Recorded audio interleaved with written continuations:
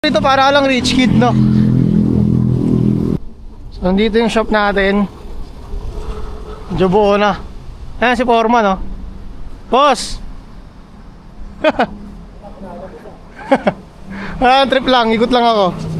Nagbablog lang, nagbablog. Ayan. Ganda na.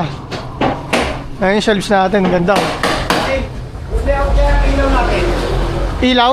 Kailan? Salipin lang natin yung ilaw natin. Ito ba yun? Paano may binili na pala ako? Ah, hindi! Yung buti na lang pala.